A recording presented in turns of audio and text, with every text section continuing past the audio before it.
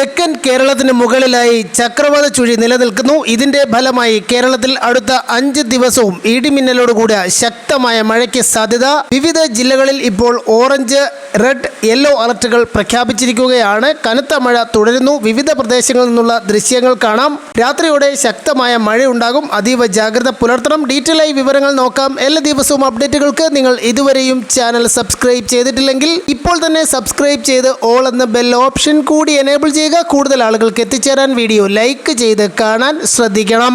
ശക്തമായ കാറ്റും മോശം കാലാവസ്ഥയും പ്രതീക്ഷിക്കുന്നതിനാൽ ഇനിയൊരു അറിയിപ്പുണ്ടാകുന്നതുവരെ കേരള തീരത്ത് നിന്ന് കടലിൽ പോകാൻ പാടില്ലെന്ന് കാലാവസ്ഥാ വകുപ്പ് അറിയിക്കുന്നു. മുന്നറിയിപ്പ് കർശനമായി പാലിക്കണമെന്നും അഭ്യർത്ഥന. തെക്കു പടിഞ്ഞാറൻ ബംഗാൾ ഉൾക്കടലിൽ തമിഴ്നാട് ആന്ധ്ര തീരത്തിന് അകലെയായി ന്യൂനമർദ്ദം രൂപപ്പെട്ടിട്ടുണ്ട്. വടക്ക് കിഴക്ക് ദിശയിൽ സഞ്ചരിക്കുന്ന ന്യൂനമർദ്ദം മധ്യ ബംഗാൾ ഉൾക്കടലിൽ തീവ്ര ന്യൂനമർദ്ദമാകുമെന്നും മുന്നറിയിപ്പുണ്ട്. ഇന്ന് 2 ജില്ലകളിലാണ് റെഡ് അലർട്ട് ഉള്ളത്. മെയ് 22 പത്തനംതിട്ട, ഇടുക്കി ജില്ലകളിൽ റെഡ് അലർട്ട് പ്രഖ്യാപിച്ചു. കൂടാതെ തിരുവനന്തപുരം, കൊല്ലം, ആലപ്പുഴ, കോട്ടയം, എറണാകുളം, തൃശൂർ, മലപ്പുറം, കോഴിക്കോട്, വയനാട് ജില്ലകളിൽ ഇന്ന് ഓറഞ്ച് അലർട്ടും പ്രഖ്യാപിച്ചിട്ടുണ്ട്.